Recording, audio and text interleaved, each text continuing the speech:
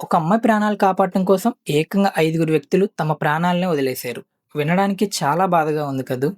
అసలేం జరిగిందంటే కర్నూలు జిల్లా మంత్రాలయం దగ్గర ఉన్న తుంగభద్ర నదిలో ఒక అమ్మాయి కాళ్ళు కడుక్కుంటూ ప్రమాదవశాత్తు నీటిలో అయితే పడిపోయింది.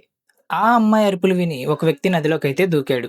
నీళ్లు ఫోర్స్ ఎక్కువగా ఉండడంతో అతనికి హెల్ప్ చేయడానికి చుట్టుపక్కల ఇంకో నలుగురు వ్యక్తులు కూడా నీళ్ళలోకైతే దూకారు.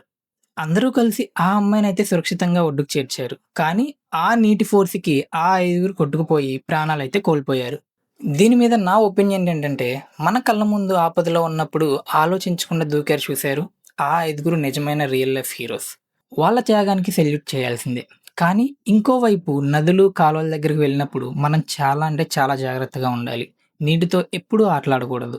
ఆ ఐదుగురు రియల్ హీరోల ఆత్మకు శాంతి చేకూరాలని కోరుకుందాం. Stay safe.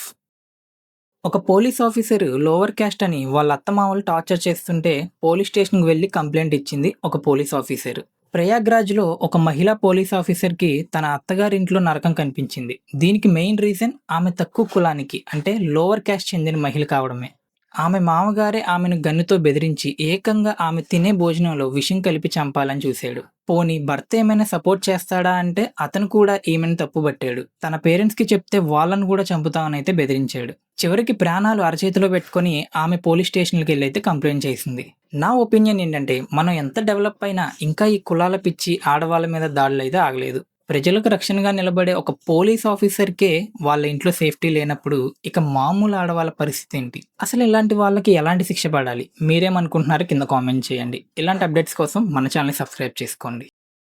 సహారన్‌పూర్‌లో ఒక దారుణం అయితే జరిగింది. 10 ఏళ్ల చిన్నారి మీద దాడి చేసిన ఒక పూజారికి సపోర్ట్ చేస్తూ జనాలైతే ఆందోళన చేస్తున్నారు. అసలేం జరిగిందంటే సహారన్‌పూర్‌లోని ఒక గుడిలో విజయ్ పండిత్ అనే పూజారి 10 ఏళ్ల దళిత బాలికపై అఘాయిత్యానికైతే ప్రయత్నించాడు. దీంతో పోలీసులు వెంటనే అతనిపై పోక్సో చట్టం కింద కేసైతే నమోదు చేశారు. కానీ ఇక్కడ అందరికీ షాక్‌కి గురిచేస్తున్న విషయం ఏంటంటే, ఆ చిన్న పాపకు న్యాయం చేయాలని పోరాడాల్సింది పోయి, ఒక గుంపు ఆ పూజారికి సపోర్ట్ చేస్తూ ఎస్ఎస్పీ ఆఫీస్ ముందు ధర్నాకైతే దిగారు. కులం, కమ్యూనిటీ అనే పిచ్చితో తప్పు చేసిన వాళ్ళకి సపోర్ట్ చేస్తే ఇక ఈ సమాజంలో మానవత్వానికి అర్థమేముంది? తప్పు చేసిన వాళ్ళకి కఠినమైన శిక్ష పడాల్సిందే కదా!